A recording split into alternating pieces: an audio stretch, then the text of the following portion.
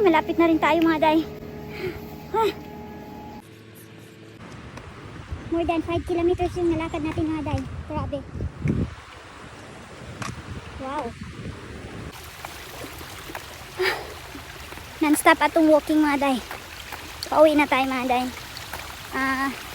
Ilang ano na ba? Mag 5 kilometers?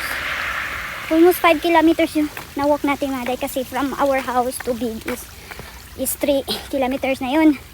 So, pag back and forth siya, it's 5 mahigit, 5 kilometers mahigit. Hindi kasi ako nagpahinga mga day. Diretso yung lakad ko. Hindi ako nagpahinga, hindi din ako nag-inom. Kaya, mabilis tayong nakabalik. Nag-countdown lang ako. Siguro kung nagra-run tayo, siguro pagod na pagod yun. Pero, hindi kasi tayo nag-run. Nag-ano lang tayo, nag-walking lang tayo. Ng almost more than 5 kilometers. Kaya, it's okay. Not bad.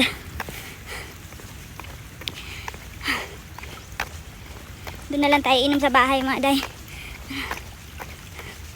Minsan natakot ako minsan mga day dahil naiwati sa dinadaanan ko mga day kahit siminto sa mga day naiwati. Pag alam ko wati na siya, hindi ko na siya tinitingnan ulit. Tapos minsan tumatakbo ako dahil nagugulat ako mga day ba.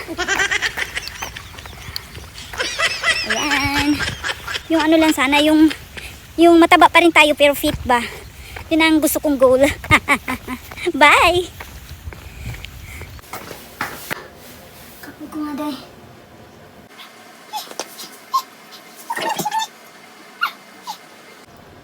Pagod ako.